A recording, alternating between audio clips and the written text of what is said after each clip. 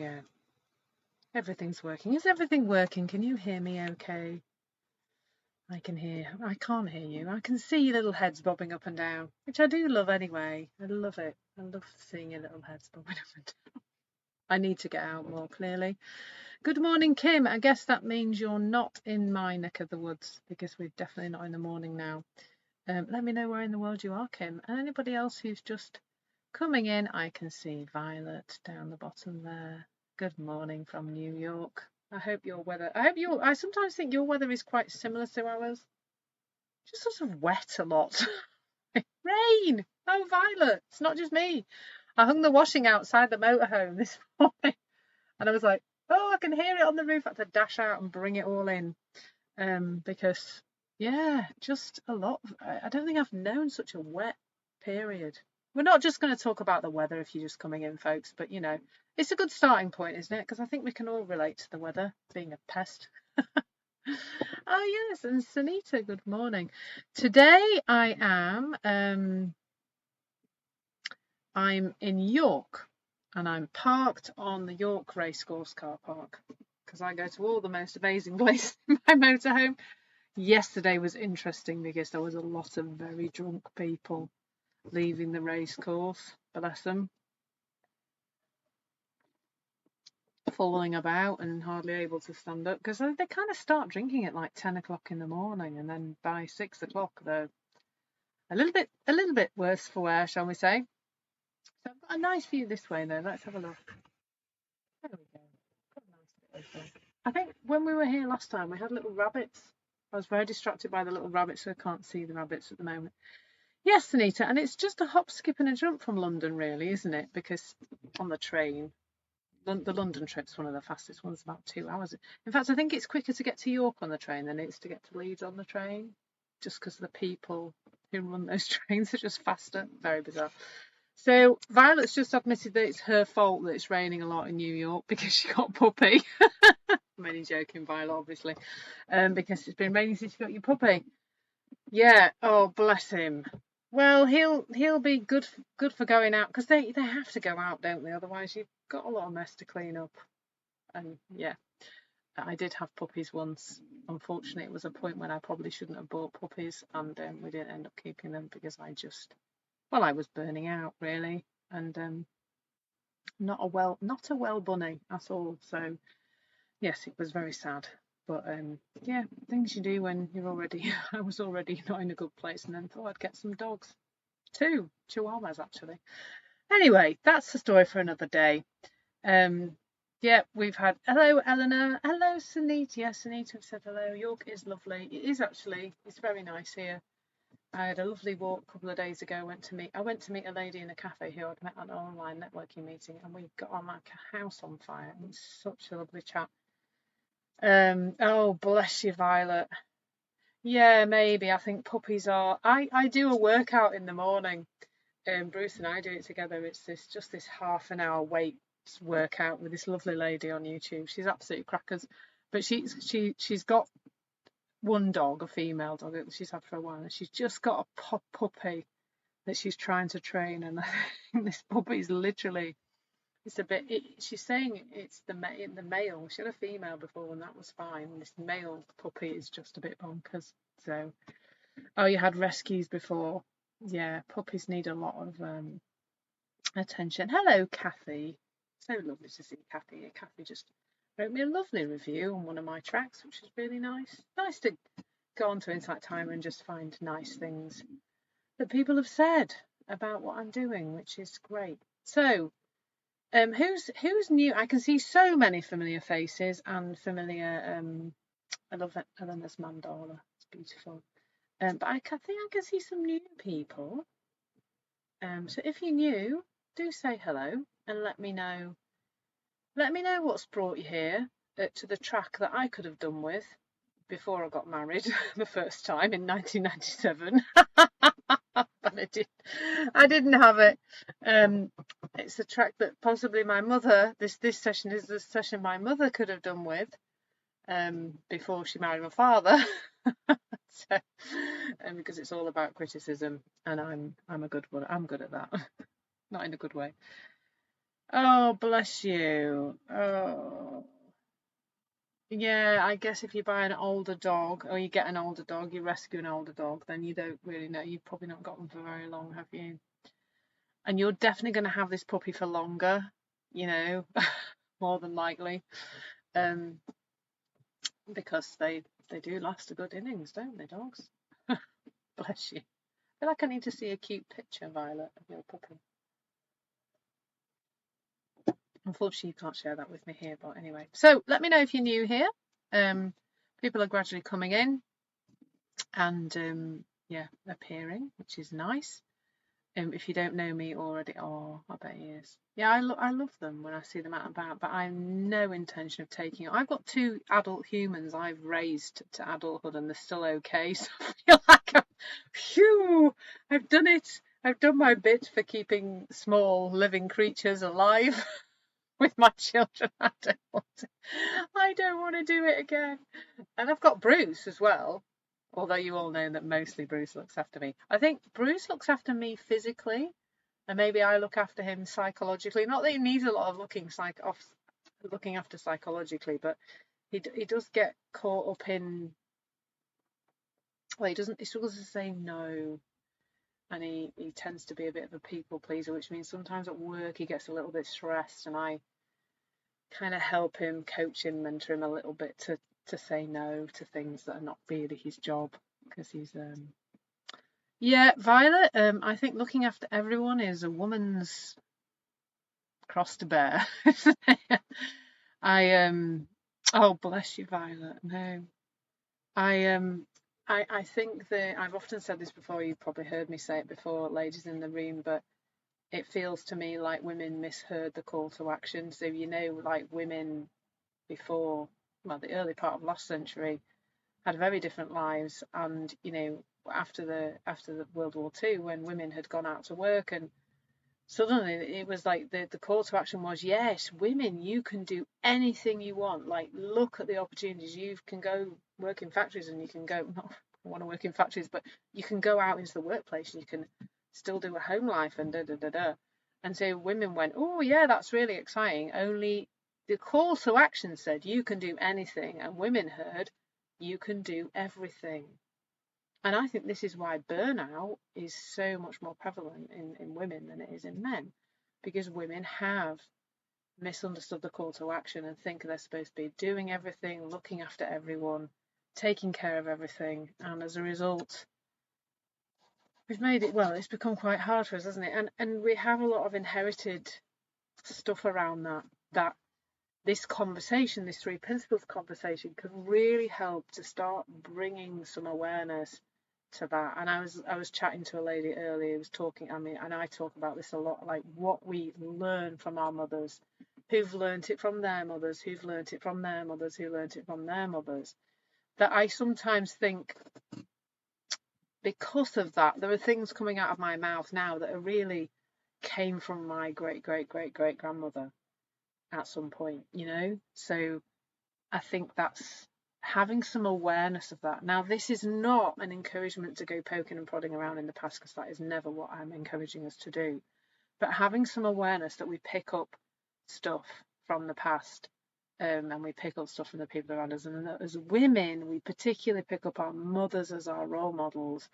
Then, and we take that into our relationship. So I look at my first marriage and a little bit my relationship with Bruce, and I just see my mum and dad's relationship, the real, and I'm going to talk about that today because criticism has been a massive, massive part of that. And I'm just doing some in the moment self care because my back is twingy today. So yeah, seeing that there are these patterns is really helpful, and knowing that they're not really anything to do with who you really are. That who you really are is something so much more than that.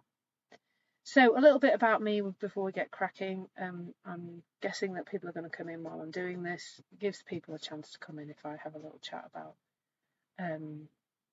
yeah, what I do and how I help people. So I'm Claire Dunham. I am known as the Queen of Calm, and I see myself as a well-being guide and mentor, really. And when I say well-being, I don't just mean like your your own well-being, but the well-being of your life, really, including your business or work or whatever it is that you do, and to help people, women in particular, to have a life that's powered by calm rather than powered by stress, anxiety, and overwhelm. I think we've misunderstood that call to action about doing everything.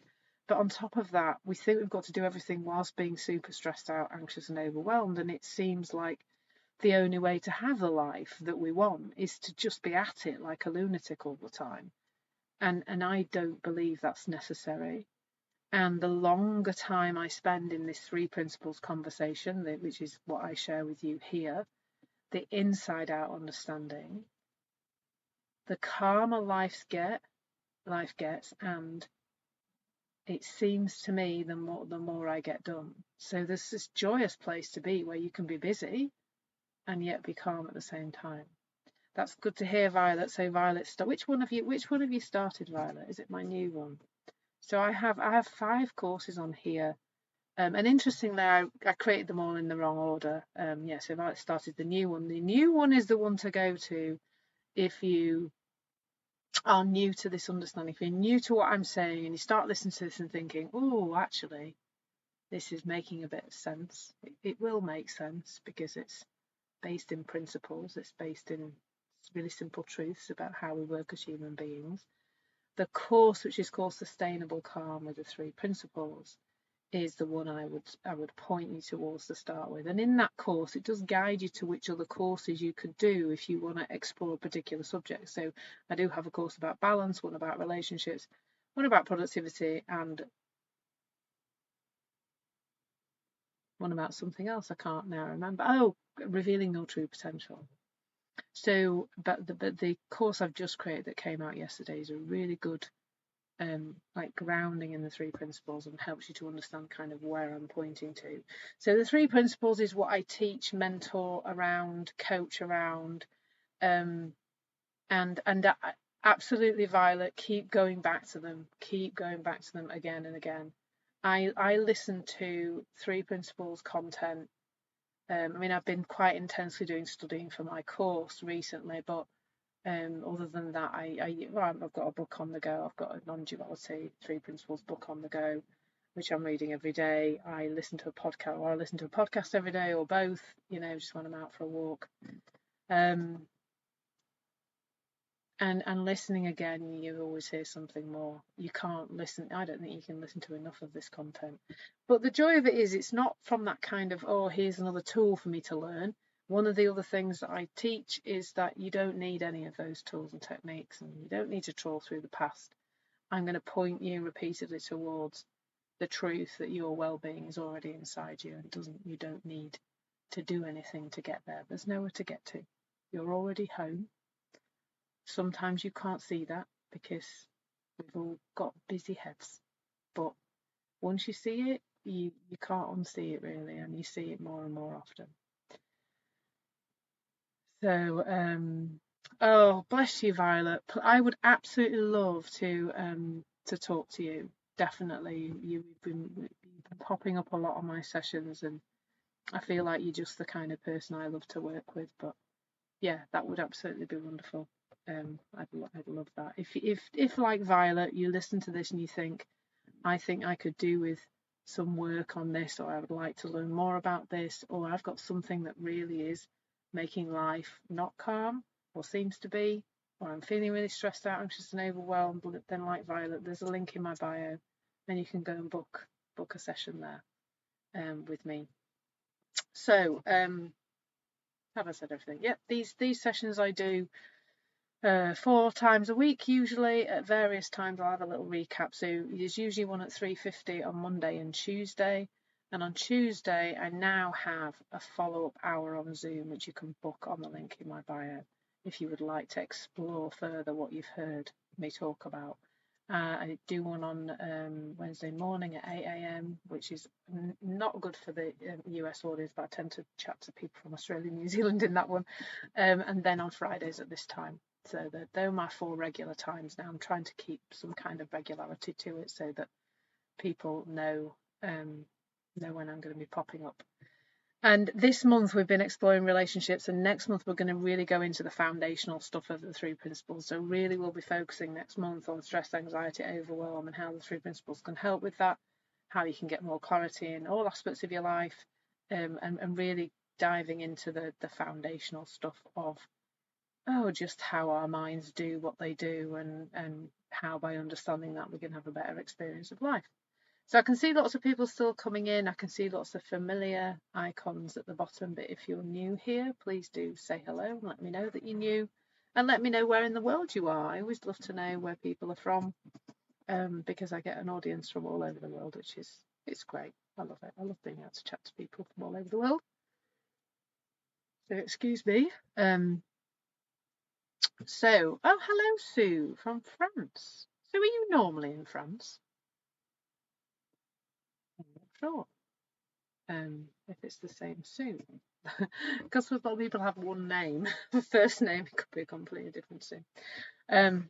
Yes, fantastic.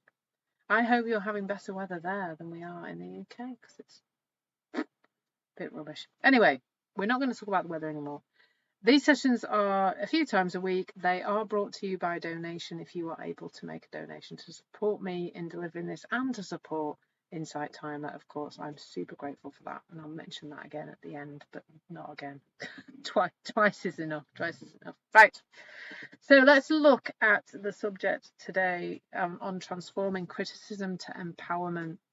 And I'm going to share quite a lot of personal stuff. What you'll see about me, if you're new here, if you've been here before, you'll know this is what I'm like, but I am not afraid to tell you my rubbish. I'm not going to sit here and pretend that I'm some kind of enlightened guru, because I'm not. I'm a normal human woman who comes up against all the same kinds of things that you do.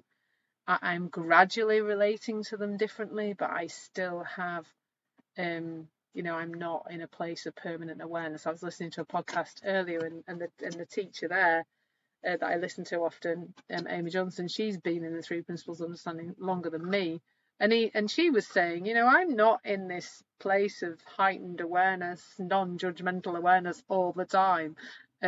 She said, I go up and down too, and that's what I would like you to see about me, is that I'm not going to profess to have it all stitched up, because I absolutely do not have it all stitched up in any way, shape or form. So let's talk about criticism. I'm doing that because it's my thing. It's one of my, in fact, it's probably my biggest thing. The thing that has, been around my way of being in the world for ever. I mean, as long as I can remember, really. And that there's something, I think, helpful, not to get too caught up in it, but there's something helpful about having some awareness about the past, not from a nitpickety kind of way, but just from an awareness. And it was really funny that I was chatting to my mum a few weeks ago, and we were talking about, I was talking about criticism, and I was laughing and saying, I have a bit of a tendency towards criticism. And I kind of looked at her like this, and she started laughing, and she went, I don't know where you've got that from. And she, so it was quite interesting for me, actually, because I would have definitely been in my head criticizing my mother for not having an awareness of her criticizing nature, which is just so funny. And actually she does have an awareness of it. She does notice it. But at 79, is she going to stop doing it? I very much doubt it. Not at 79. Why the heck should she, really? So I was brought up, I would say, in a household of a lot of criticism. And bless you, Violet, criticizing myself, I do think has gone in the main. I have to be honest. It's still hanging around other people.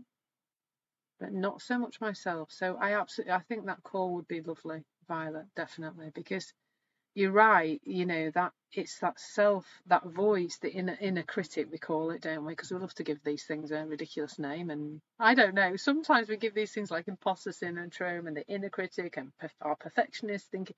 We give them all these names, and it's almost like we're saying, yeah, you're there, solid, and you're part of me, or my personality. And I think sometimes by giving them the names like inner critic, we don't help ourselves really. But I think many of us, especially women, have grown up with, oh, but man, there's some men. I can see there are some men here today. Let me know if it's there for you too. Because I do work with men, but I mostly work with women. And I know that it's huge for a lot of women, is this voice in our head just telling us that we're a bit rubbish. It's not ridiculous, Violet, to look to your husband for praise. That it's interesting in my relationship. It's probably the other way around. I do it a bit actually when I come to think about it, but Bruce does it a little bit more than me. He he kind of looks for that. He'll do a job that I haven't asked him to do, and then he'll want me to praise him for it. He's cleaning because he wants to clean, and he said he's cleaning because I want him to.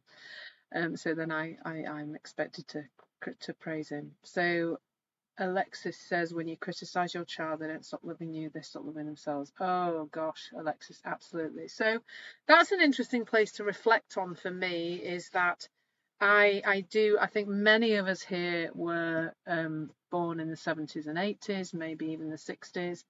And I think there was a style of parenting then that maybe, and I call it treat 'em mean, keep 'em keen parenting.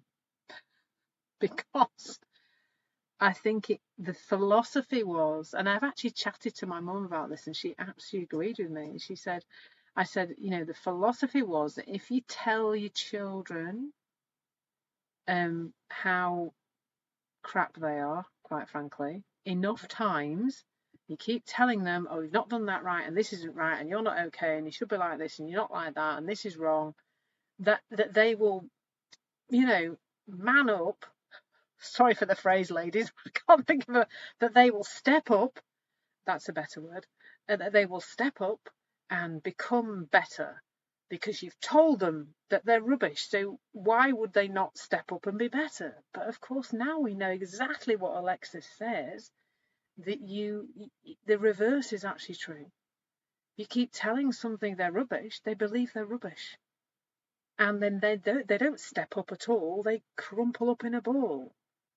But back then in the 60s and 80s, and this is why we can have this conversation from a place of love and understanding from those people in our lives from the past who did and said things that we now look at and go, why would you do that?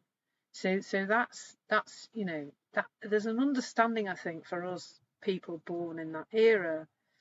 I'm glad to see there's some men popping up and talking to me. That's brilliant. Thank you so much.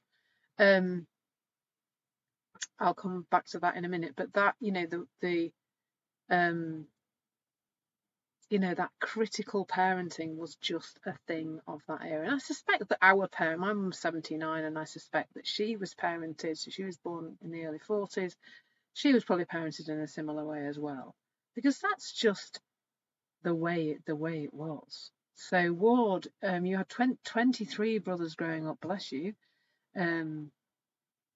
who were raised to view men as vastly more worthy than we were women. You've only recently learned to view yourself as equal.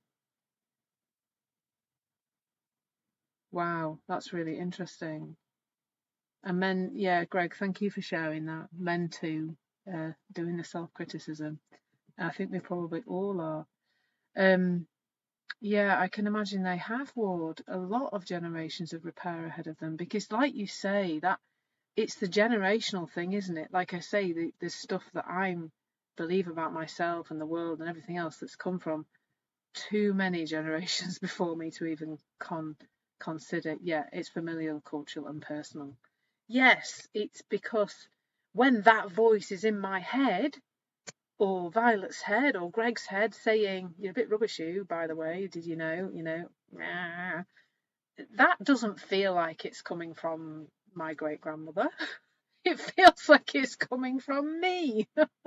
It feels like it's me saying that to myself, that I'm, and so, I ask some clients sometimes, what do you think about that voice? Well, it's my voice. And it's telling me what's what. It's telling me the truth. And oh my goodness, there is nothing further from the truth than anything that makes a noise inside here is just is just noise. It's not. It is the past. It is this familial. It's cultural. It's hereditary. It's learnt. It's conditioned. It's habitual. But it's not who you really are. And that's the thing to really see around this criticism piece, whether that's a voice that says you're a bit rubbish or a voice that says they're a bit rubbish. It doesn't really matter. So Sarah, our parents didn't know any better. They didn't have the capacity to work through their own pain, absolutely, and they didn't realise that they were needed to be an element of teaching things to their children, not just expecting them to know or figure out. Absolutely, Sarah. I've got my interesting thing around that is money. I'm better now, but I was never very good at managing money. My mum gave me money, had me earn. I got an allowance, and then I went out to work when I was 14 to earn money, but it went through my fingers. Water just ran through my fingers. So I've always, in the past, like in my career, I was earning a lot of money. I was a primary school head teacher. I was reasonably well paid. Never had any money though. Just ran through my fingers. And my mum, I have a conversation with my mum about this. Well, I gave you money. Why don't you manage it better? And I'm like, well, because you never bloody told me how to manage it. You just gave me the money and expected, like Sarah's just said, just expecting us to know or figure it out rather than actually teaching us. And I've only just realised this myself, and now I'm trying to undo the damage with my own children, where I encourage them to earn money, and both my children earned money from being very, very young because they were both actors, and I'm not sure they're very good at managing that money now. My son just doesn't spend anything. He's really tight, like really tight. And my daughter's the opposite. She's the one with no money. She's a student. It just runs through her fingers. Whereas Jack is like, he's like hanging on to it. It's so funny. But yeah, I haven't taught them much about money either. So, thank you for that donation, Violet. Been chatting away. Thank you so much. That's so generous.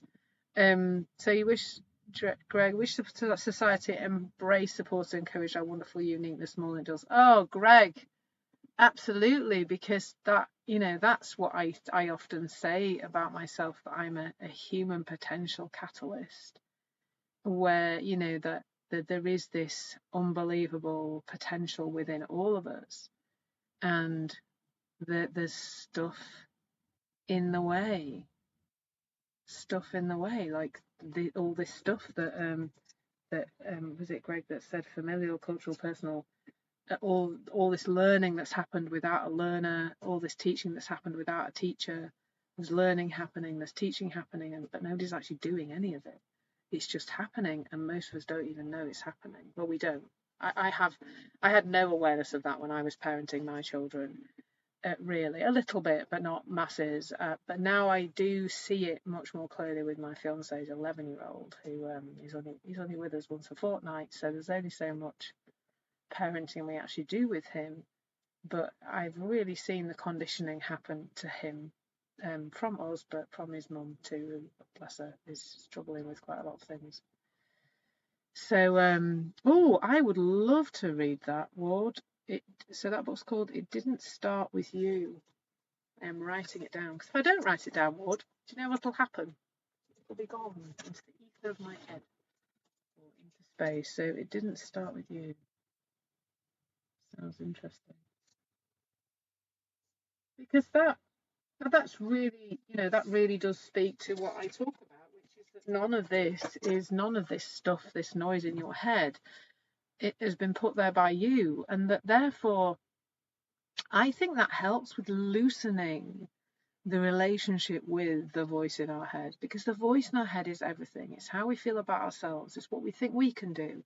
It's what we think about other people. It's how we judge. It's how we make decisions. And too much of the time, I think I certainly have been. Too much of the time, we have no awareness that that voice in our head isn't the essence of who we really are. You know, the essence of who we are is peace, love, and wisdom, and the capacity to create the illusion that we are not, which is a beautiful Jack Pansky quote, which is one of my favourite Three Principles quotes, because we're not our thinking. We're not even the thinker. We're the awareness of that part of us that is doing the thinking. So Julie, yeah, similar upbringing. 79-year-old mum, same as me. Yeah, and that's wonderful that you can see that, you know, she's still growing and learning all the way through life. That is possible, isn't it? There's a capacity for that. So I think in this session we're looking at both the internal criticism, because that affects, so all of this month we've been exploring relationships. So if we've got a lot of internal criticism, of course, that impacts on how we relate to other people. So, for example, I have some sensitivities about being criticised. Strange to relate. I wonder how that's happened. But so sometimes Bruce will say something. I can't even think of an example right now, but he'll say something, and it's not meant as a criticism, but I will take it as a criticism, because I'm hyper vigilant for criticism, because, like we're talking about here, those of us of this generation, 70s and 80s, maybe 60s, 70s and 80s children, we have been brought up in this environment of criticism. So we're like a little bit like watching out for it, like unconsciously most of the time. So Bruce will say something, or he'll ask me a question, and I'll be like indignant. I'll be indignant, literally indignant. Well, what do you mean? Why are you asking that question? Of course I've done that, or of course, like, he'll ask me if I've done something, or he'll ask me if I, you know, yeah, probably have I done something, and instead of him just being inquiring like a normal human does, I'll be like, well, of course I have, you know, don't be ridiculous. Just and I'll kind of get caught up in that, but I can laugh about it, because these days it doesn't last so long. I go into it because it's habitual, because that's what minds do. They are habitual little blighters, aren't they? Human minds, they just have a tendency to go back into the same loop over and over again. But if we can start to become aware of those patterns, to become aware that there's a loop there, then we can, with this non-judgmental awareness, start to just let them go. Start to go, that's not helpful. And the way we know it's not helpful is, of course, our emotional, the sensations that come up in the body, the transference, really, or the connection between the energy of thought and the energy that comes to life. So, you know, there is this energy. Life is energy. We are aliveness. That is who we really are. And the route by which things come into form, into our awareness, into what we can see, into, you know, sensations in the body, is thought. Thought is this bridge between the formless and the form. And if we can start to see what that bridge is creating, we can start to just not travel on that particular bridge and not go down the next path of criticism, whether that is to ourselves or to other people. So I guess that's what's happening now. I notice the initial reaction, and sometimes I will still say, "Hey, what do you mean? You think I'm stupid?" or something like that. And then you know, I'll go, "Oh, sorry." You know, I'll notice it. Sometimes I won't. Sometimes I'll go spiraling off into it, and I want you to know that about me. I am not superhuman. I'm not some kind of floating around awareness. In the place of super duper awareness all the time. Not at all. Yeah, I like that. I like that Lisa Brené Brown's phrase. When I get upset with something someone does or says, is to start the conversation with the story I'm telling about myself. Is absolutely. And the book I'm reading at the moment, which the name of which I've forgotten. Let me just find it for you, because it is a lovely book. Where am I reading? I'm reading it on Kindle, aren't I? That book. So, suffering is optional. Let me put that in the chat, because I'm really enjoying this book. I've actually been highlighting loads of it, because I can see me sharing. And it's by Gail. What's her surname? She got two names. She's a PhD. There you go. I've not got one of them. Yeah. So that book. She talks a bit quite in the beginning about watch out for the eye, like you're saying, Lisa, about that Brené Brown said, watch out for the eye.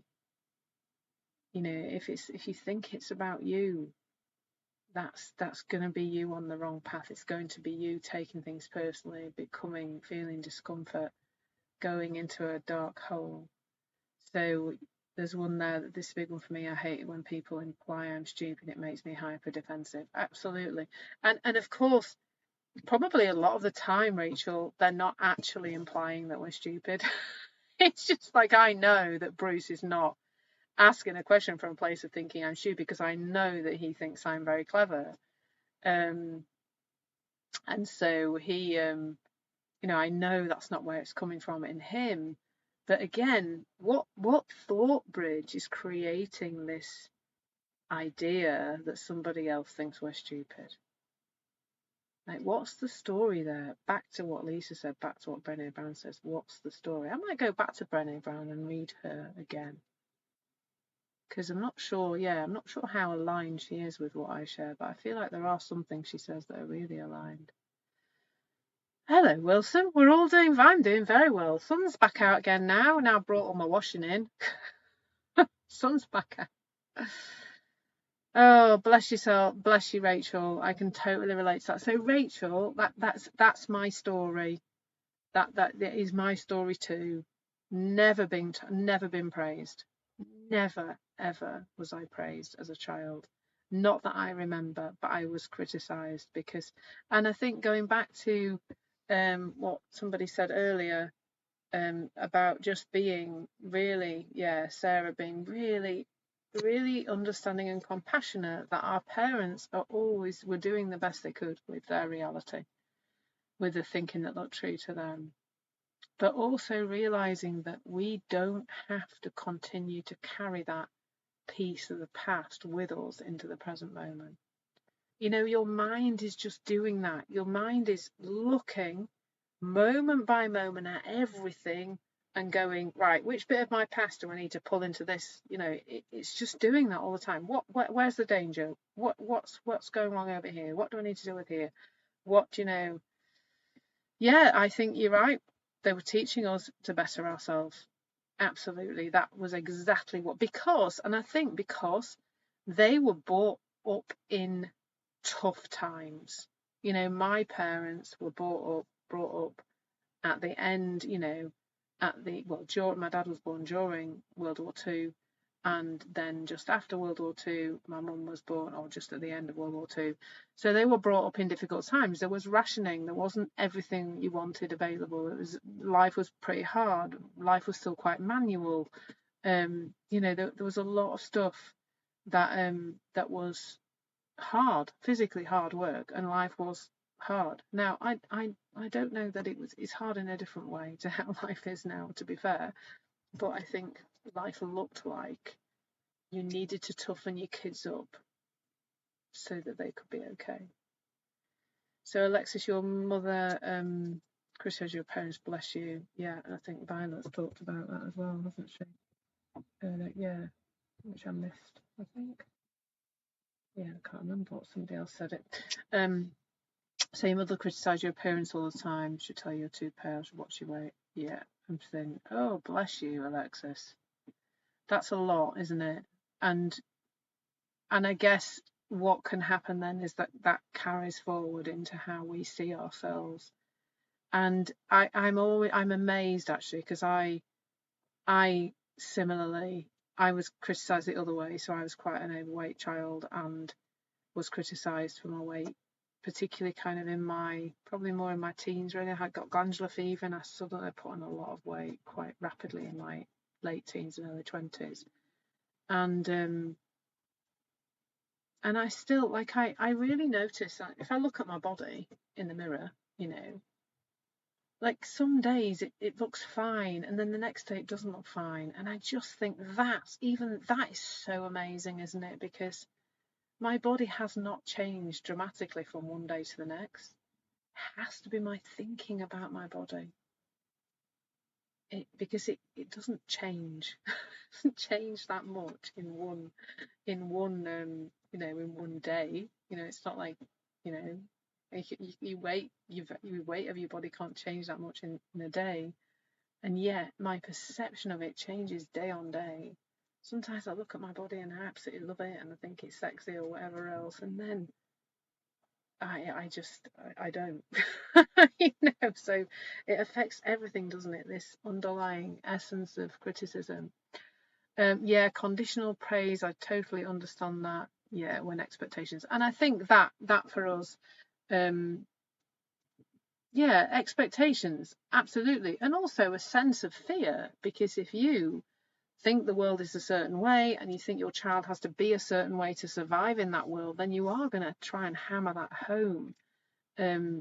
Yeah, and I mean, I that thing about, them wanting to be something and that not being where we want to go. I mean, I went to university. I was sponsored by a chocolate company, Rowntree Mackintosh. They're actually Nestle now. I'm sure everybody has heard of them.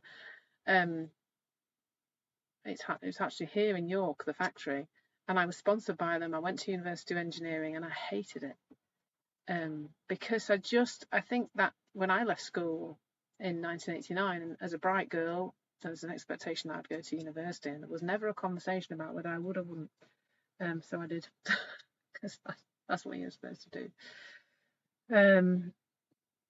Oh, bless you, Sarah. It sounds like you've got a lot of stuff there from that's conditioned you, and that's what I want you to do, because it's very easy to get caught up in the past. Having an awareness of it, and then in the moment realizing that our experience is created by thought in the moment, consciousness, and universal energy, not by the past. So the thoughts that come to us are our conditioned products of the past and just the way the human mind works. But Sarah, I would love to explore that with you, definitely. So that's an invitation for you if you'd like to book an hour with me. There is a link in my bio, because that's something I would love to explore with you. And Rachel too, the overachievement. As you may or may not know, if you've been to some of my other sessions, I burnt out in 2015 because I was a ridiculous overachiever, not just at work, but in every aspect of my life. I was micromanaging and trying to control everything so that I could be okay and so that I would be enough. And I bearing in mind being enough is inside. I was never going to find it out there. But just like you, Rachel, I exhausted myself. And particularly if you're definitely not going to achieve that if we're trying to please other people, because other people's stuff is their stuff. It's got nothing to do with us. Yeah, and rationalizing what they did is something I think, Rachel, I would love to explore with you. That is something to put to one side. You cannot understand what they did. They did what they did because they were doing the best they could at the time with the thinking that they had, which was unique to them because they have a separate reality, living in a separate decade, in a separate understanding to us, and we cannot. And I trust me, I've tried, Rachel. I've tried a lot. You cannot find the answers to that. You cannot rationalize somebody else's behavior. I mean, I would love you to just imagine what it would be like to just put that to one side. Just to stop. Because that, I guarantee, is creating suffering. And that really is what I see as my role when I work with somebody, is to help you see where the suffering is being created by the thinking that you're engaging with, not by the past, not by our parents, not by anything else, not by criticism, not by what our partner says, not by anything else, but that our experience. Yeah, there's a link in my bio, Rachel, where you can book a call.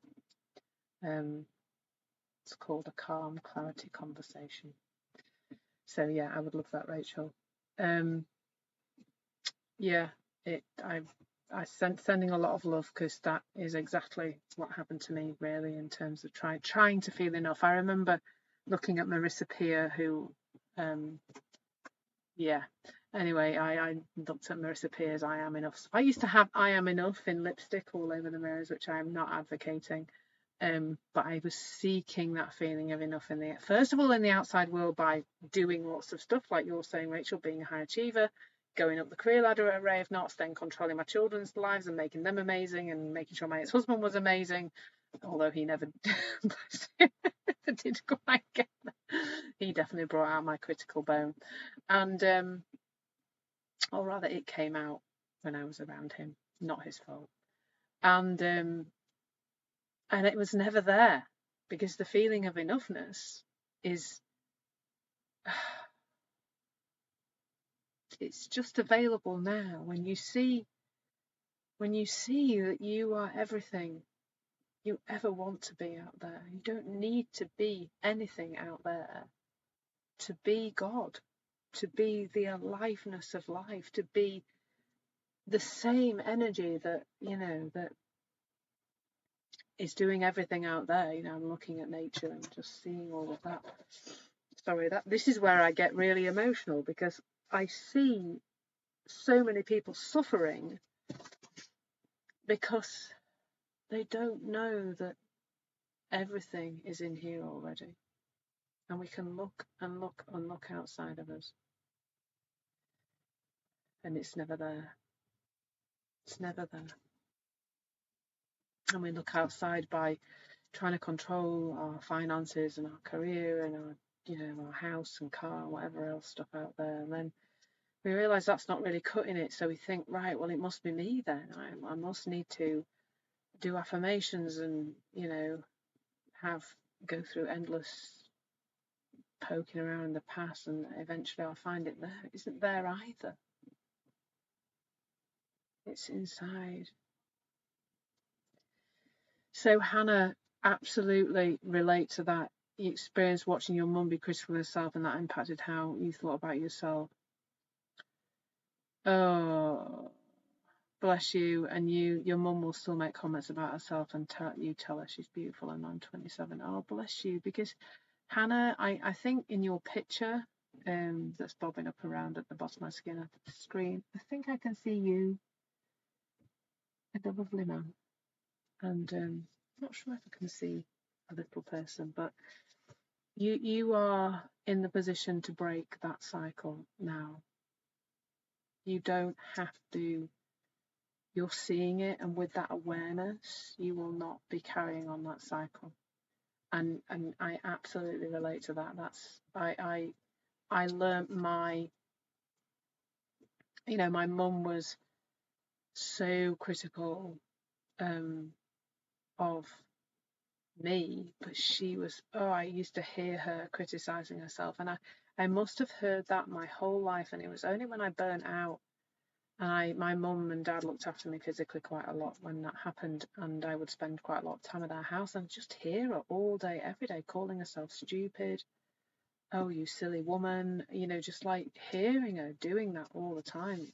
So I can totally and utterly relate to that, Hannah. And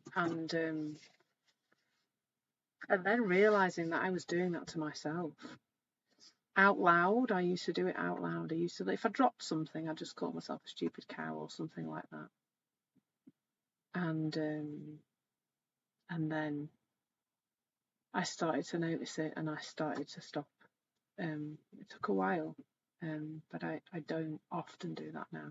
I think, and when I do it, I don't think much of it now, because it's a habit, isn't it? Sometimes those die hard. Yeah, trying to be enough, Rachel. I would absolutely love to talk to you. And you've been struggling with it. Oh, bless you. Oh, wow, Rachel. That's so brave. Um, so well done you. Well done for stepping away from something that didn't feel right for you. It's not always easy, is it? Sometimes it feels easier to stay in the situation than to go. So that's amazing. And you've got love from Sarah. That's lovely. Yeah, Hannah, that's good that you've got somebody who's got your back on that, who's able to say to you, hey, don't talk to yourself like that.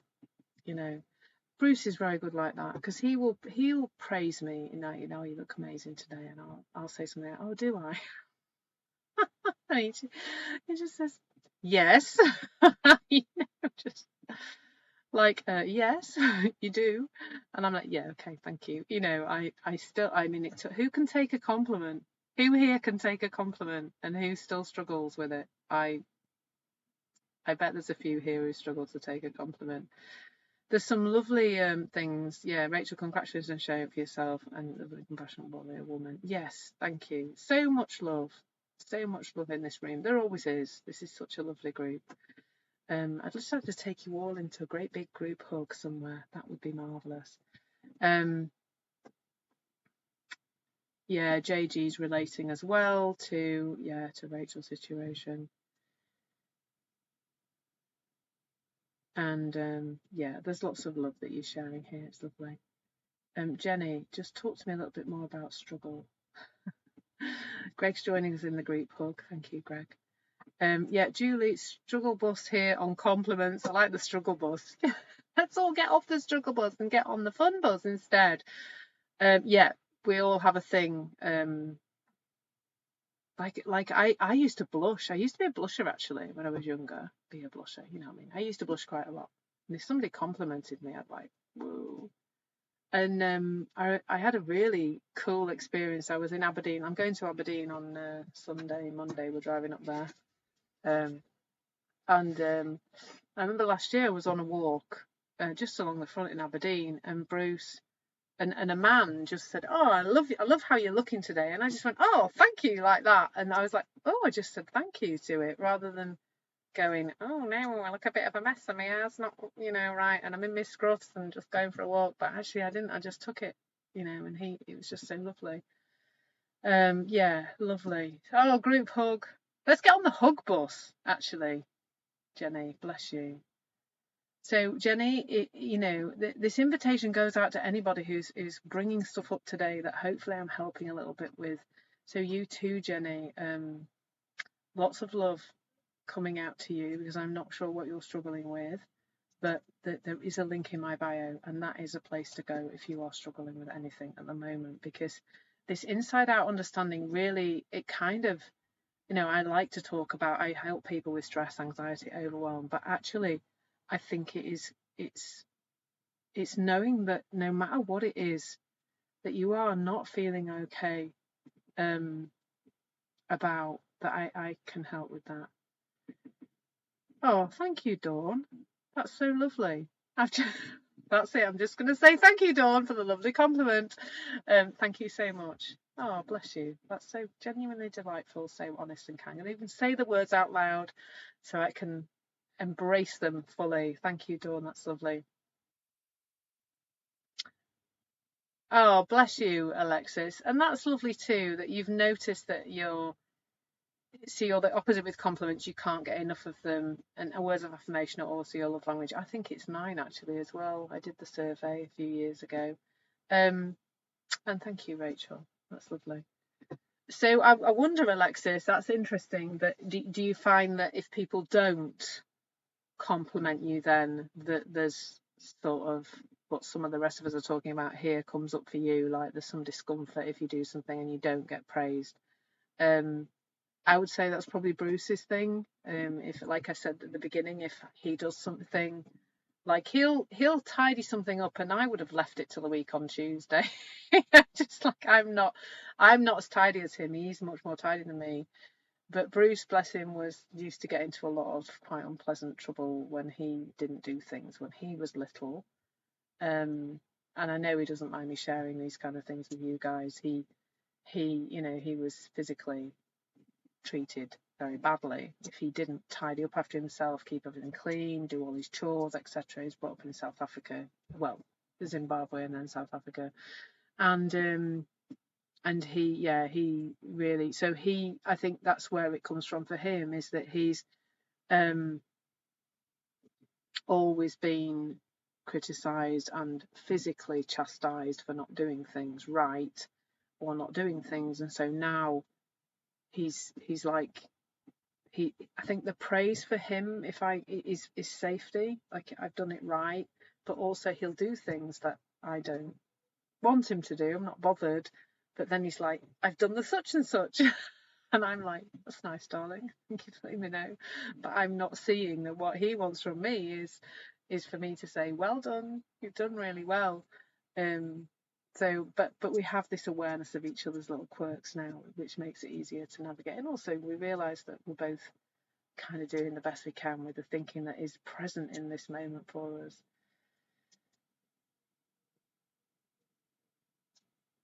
Oh, that's really interesting. I like that. That's really perceptive, Greg. You find it easy to take a compliment for something that you already feel confident, grounded, and centered in. But if it's something you feel wobbly about, then yeah, I think we can probably all relate to that. Like my body, I'm a bit probably a stone and a half, 2 stone heavier than I would like to be right now. So if Bruce, that compliments my body, I'm a bit like, not sure about that, because I would like my body to be a little slimmer than it is. But yeah, if it's something like, I'm quite confident what I'm doing here and how I help people, so that not so difficult to take. But yeah, I like that. That's really, and I guess that will have come from the past as well, won't it? Like I've always had these things about my body since I was business was very small. And so now, that's a bit weird for me. Although there's more stuff I can take compliments for than I used to be able to. So that's something that's fallen away. So Alexis, yeah, so you do get a little upset when you don't receive praise, and that includes you impairing some when you work hard at your job. So you recently vacuumed the house and was like, Bruce, wanted my husband to give you that little pat on your head. Well done, dear. Yeah, brilliant. But what I'm hearing, Alexis, and this is what I love about this conversation, is that some of you are kind of sharing these things, I think sometimes as if they're a problem, but the fact you put ha on the end, the fact that you kind of have this awareness, because what we can do when we have the awareness, or what happens when we have that, we don't have to do anything actually. When we have the awareness, we can sort of go, oh yeah, I see you. We can start to notice all our stuff around criticism and praise, and how they interact with each other, and how we perhaps criticize other people, that with awareness they can start to fall away.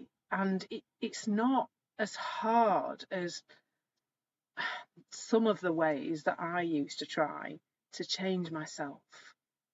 And that was, it made it really hard and sticky, because it was like a very deliberate, I need to work hard to change this thing in me.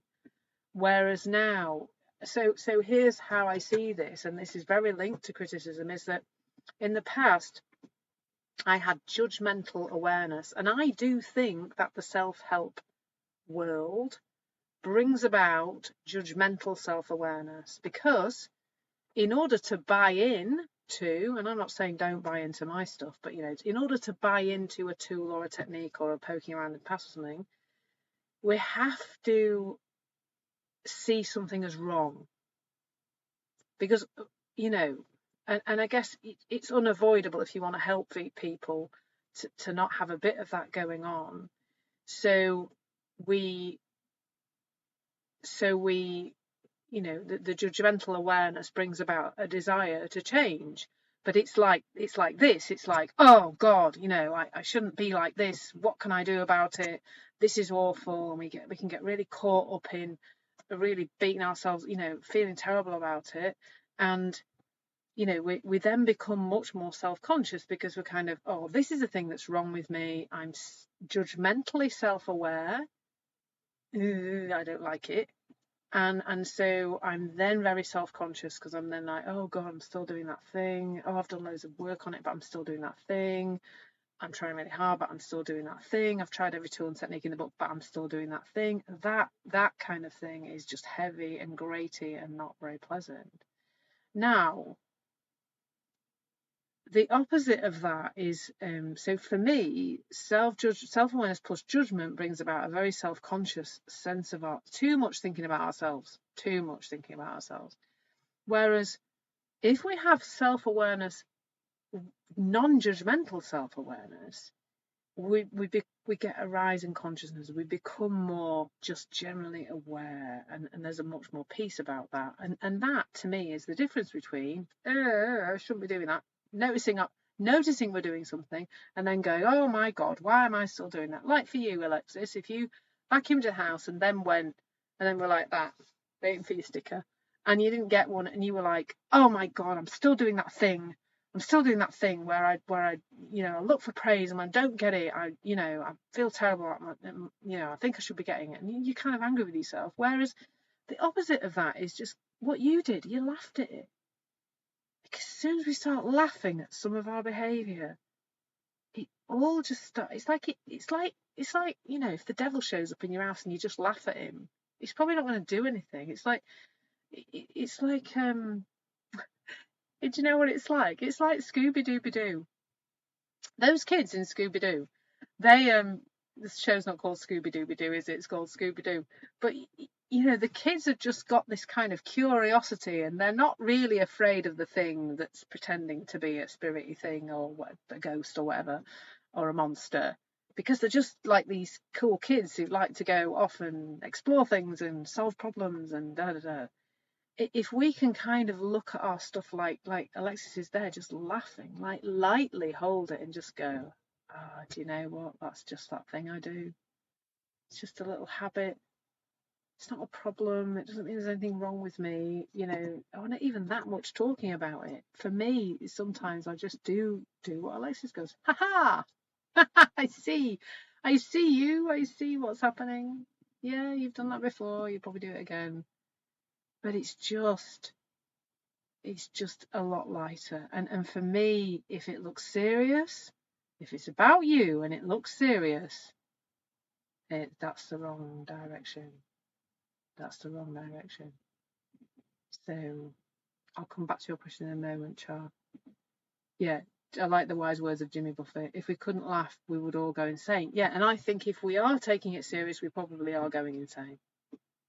If we're taking some habitual program running in our heads too seriously, that we've all talked about has come from our past experiences and criticism and all the stuff, if we're taking that too seriously, then we're definitely going to create discomfort. We really are. So why do some of us value other people's praise more than our own? Because we do.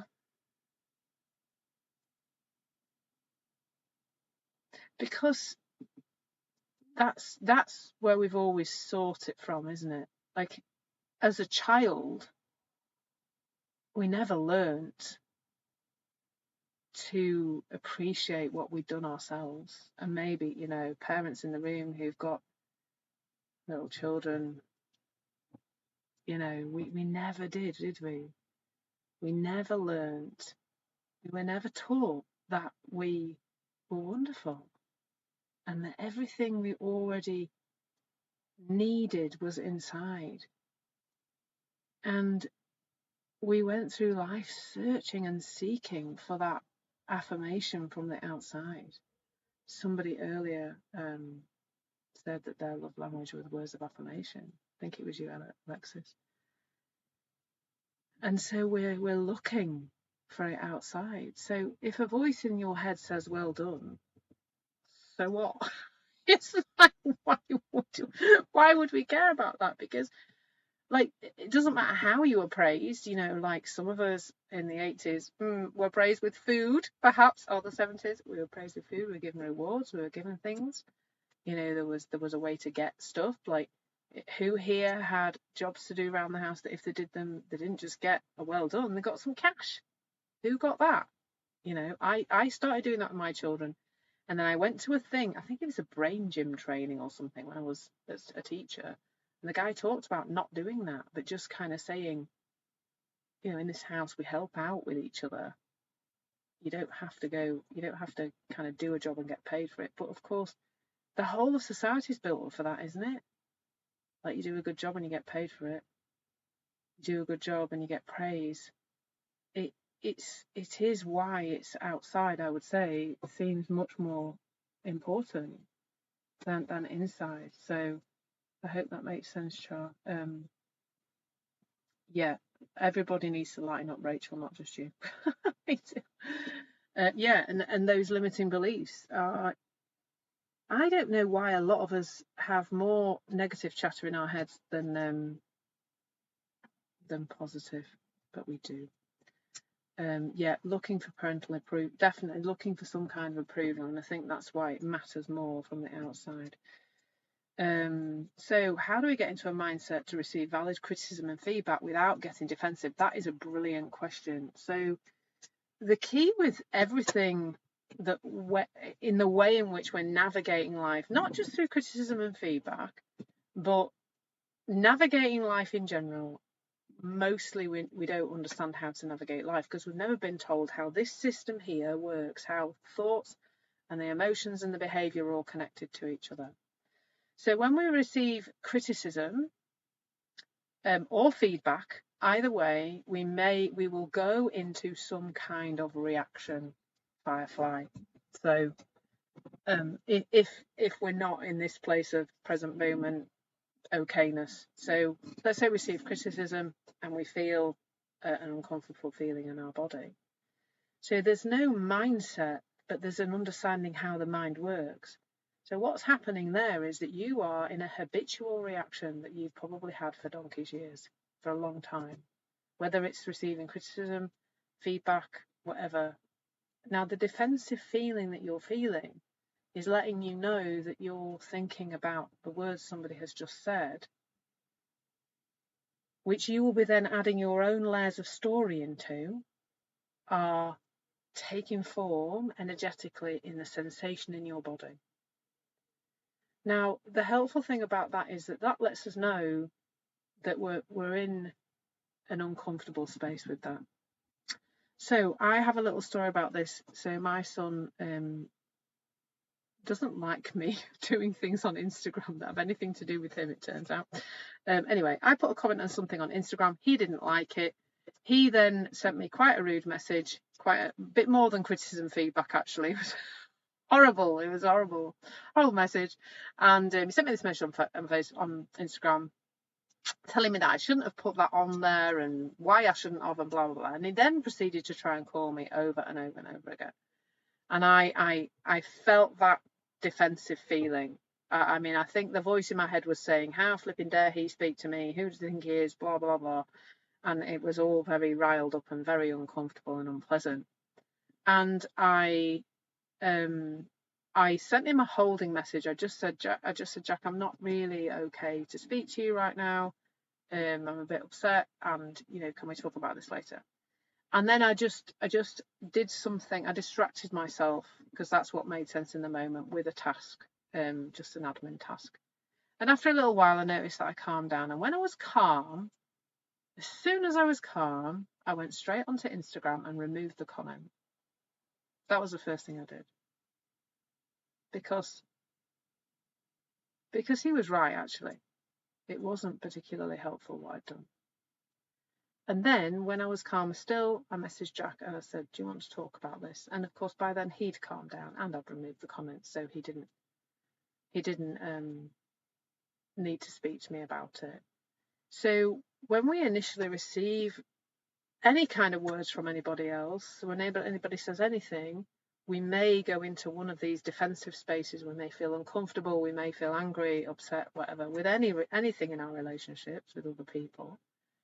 But that's our system warning us that our state of mind is not good at the moment. We are in some kind of story, some kind of lie, some kind of old some kind of old stuff that's been agitated, that is agitated from within us because of what the other person said. And when we know that that's letting us know about our state of mind, we pause. And I would say that's mostly what it is. When you pause, when you take a breath, when you just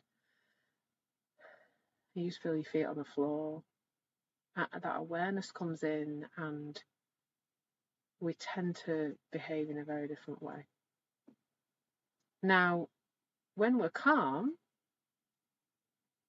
we can decide from a much better state of mind whether that is valid or not, whether that person who's given us the criticism or feedback has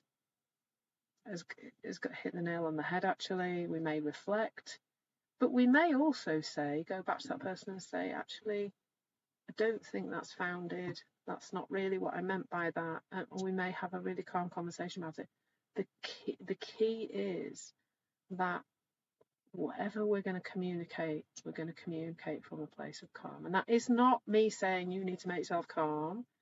It's me saying that thoughts and feelings are transient. They're not who you are, and we don't have to, they pass.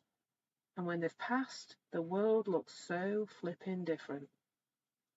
Like beyond belief different. I have seen this time and time again, and I know you've seen it. I know you've all seen it, where you've been really about something, really upset about something, and then 10 minutes later you're like, really? What the heck? Why was I so upset about that? And it just all seems just, well, it can seem crazy, but this is the space for self-compassion, because in that moment we were doing the best you could with the thinking that looked true to you. So there's self-compassion there too. I hope that's helpful, Firefly, in terms of that. If that's something that you'd like to talk further about, Firefly, that would be amazing. And there's Jeff and the bunny rabbits.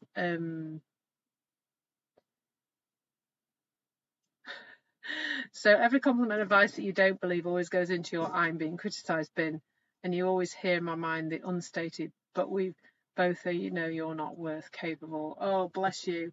And actually, Jeff, I can totally relate to that big time. That's what we do. We kind of juggle it all about in our heads, don't we? We make things mean something else because we're always adding in our story. We can't not do that.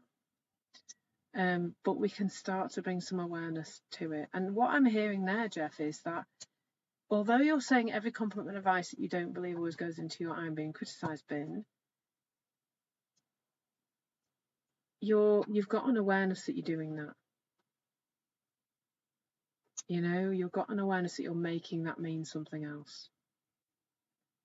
And that's just be with that.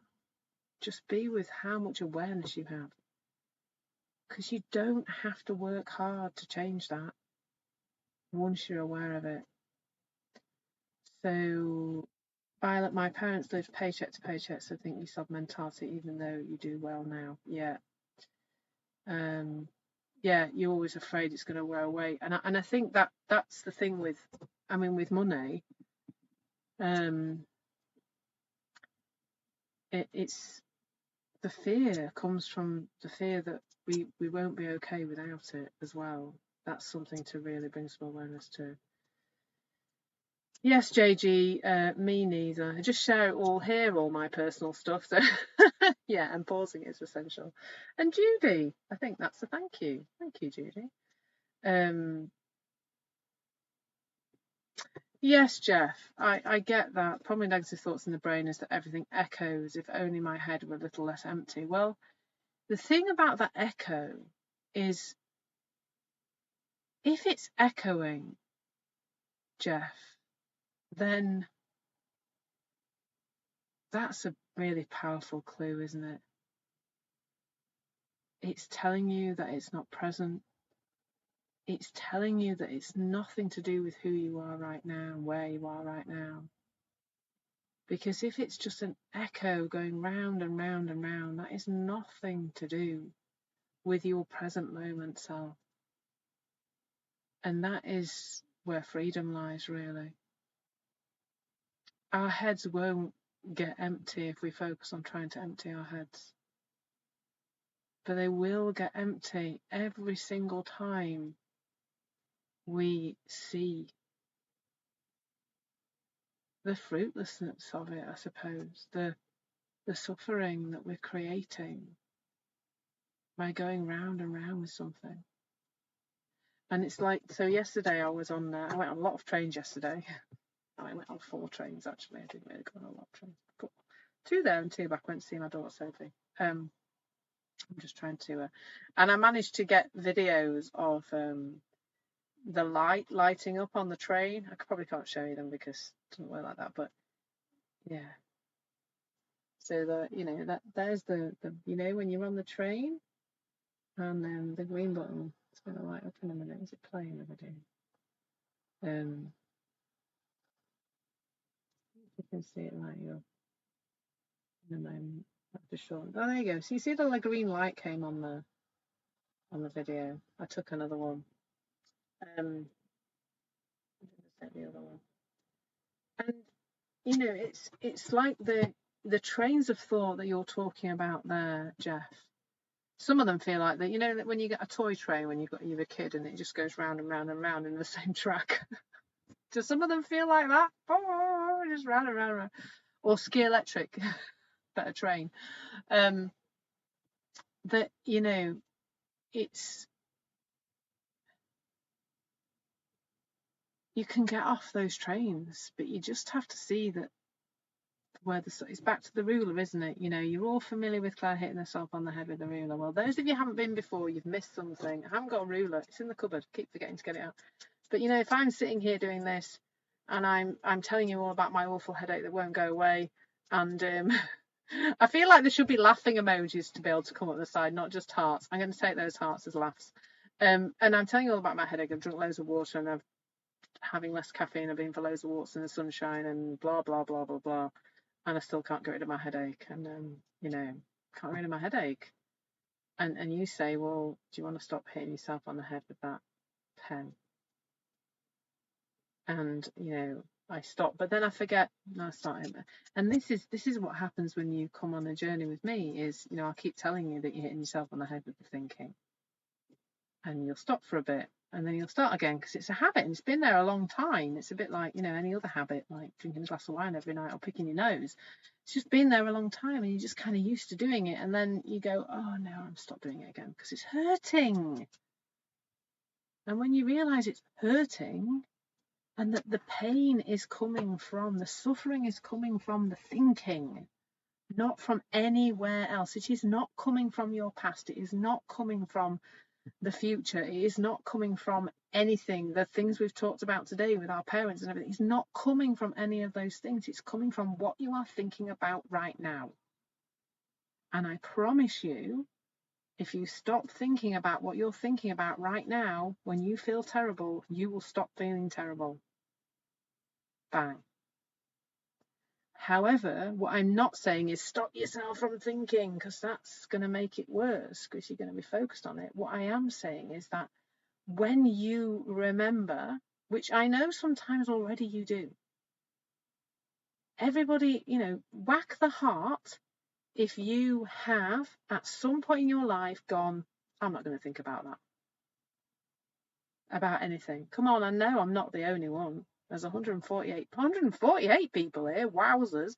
I know I'm not the only one who has gone, nah, not going to think about that. Even if it's temporarily, even if we just go, I haven't got time to think about that right now. I'm busy doing something else, or, I haven't got lots of hearts going up, because we've all done it, haven't we? The trouble is that when it's sticky, when it looks like the solution is in there somewhere by thinking about my past or analysing what my parents did or whatever else, then we will keep doing it. When we realise that there are no answers in our thinking, that's just classic. There are no answers. There are no answers in our thinking. Not when it feels shocking. If there is a horrible feeling in your body, there is no answer in what you are thinking about.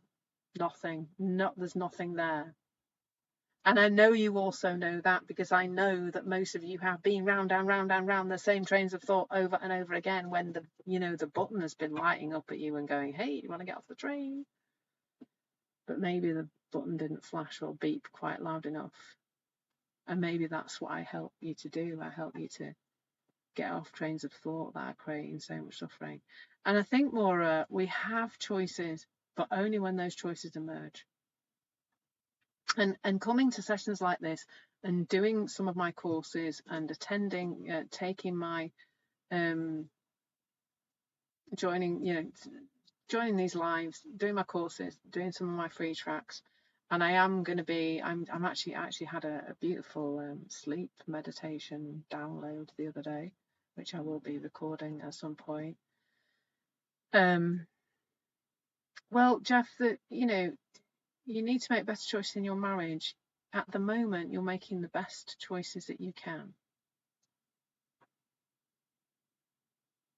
Moment by moment, we are doing the best we can with the level of consciousness we are at and the thinking that looks true to us. We are always doing that. Now, some of the choices we make, seconds later, they look like the wrong decision, don't they? Like if I snap at Bruce, literally a second later, I might regret it. But choice and regret are both illusions. Choice is an illusion. It's an illusion that's very well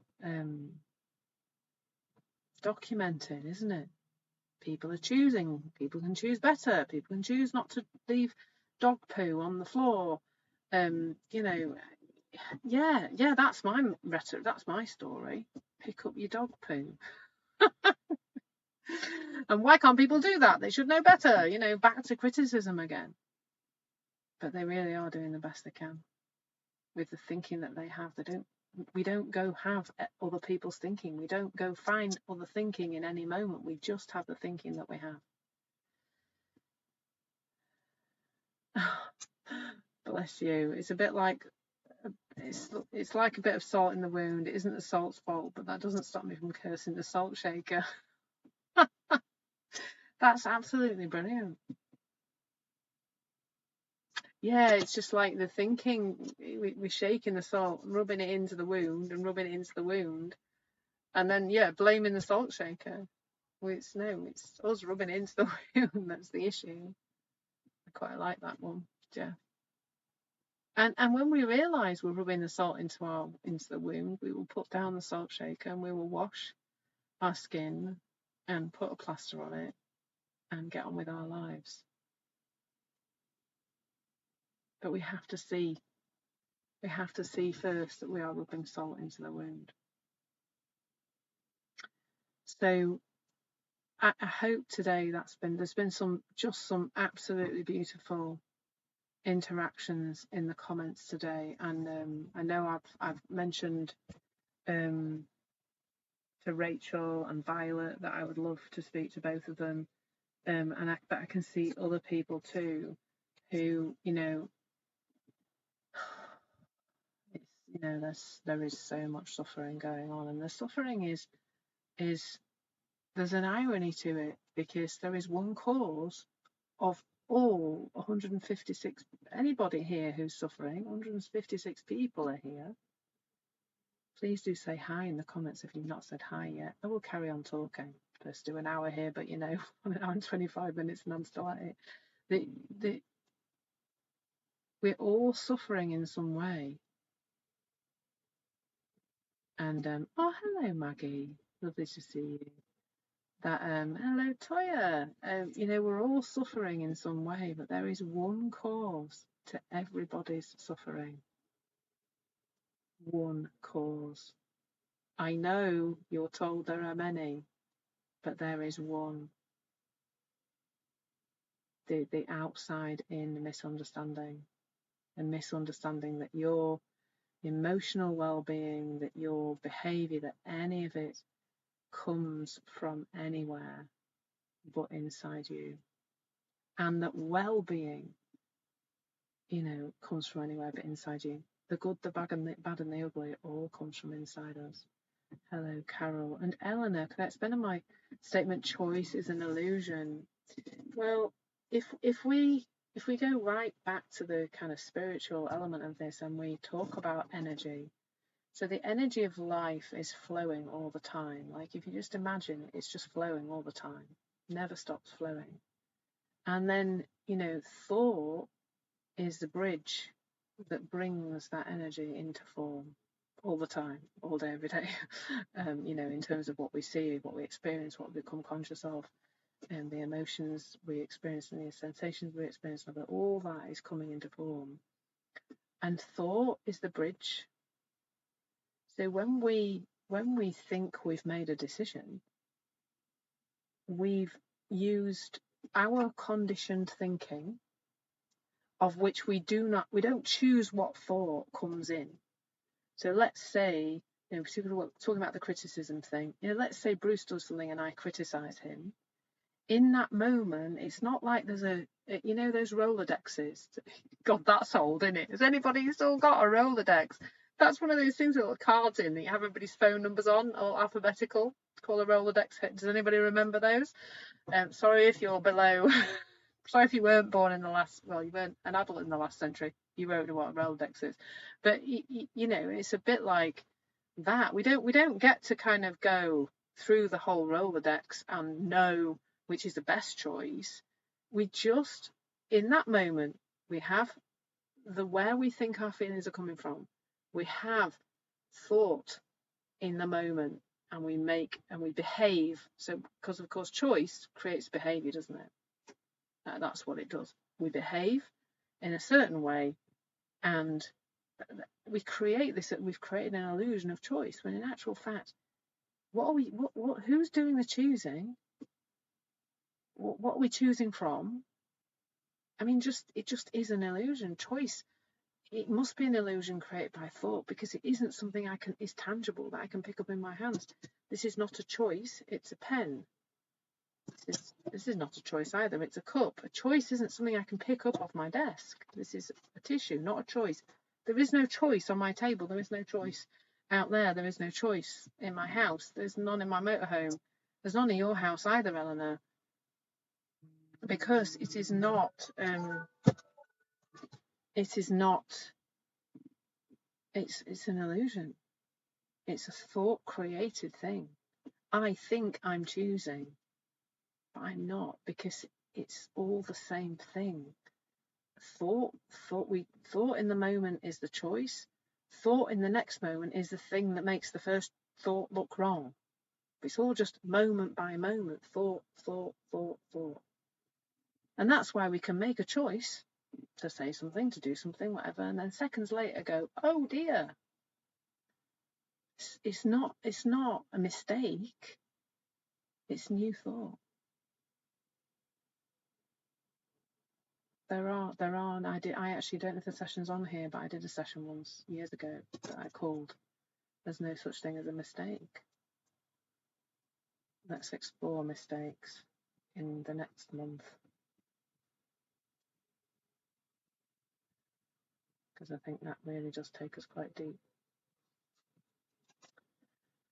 So we're at an hour now. I've got 168 people. That is marvellous. So yes, absolutely, Maura. I do know that quote. Is that not from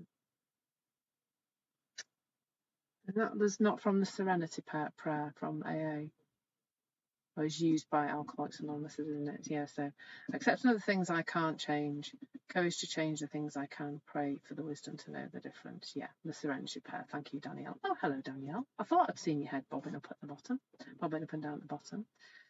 So I really hope that that's been helpful. I've had my own insights while having this conversation. I've articulated things today in different ways, and that's what I love about these live sessions, because in actual fact, I do think that the more I share this, the clearer I get on my own understanding of this, which can be nothing but wonderful. So the invitation now is to those people who, those people who would like to continue to explore this, but have a bit more of a one-to-one session with me. We've talked a bit already in this session. Please do book one of those calls. And in addition, Tuesday, after the Tuesday live, there's going to be a regular Zoom session to talk about what's been coming up that's particularly geared towards people who are on my list, or my insight timer friends, as I like to call you. I'm suddenly having, having one of my, I'm 52. I still have these moments in my life where I suddenly catch fire. It also the sun's come out, having not been out for much time. Right. So, where are we?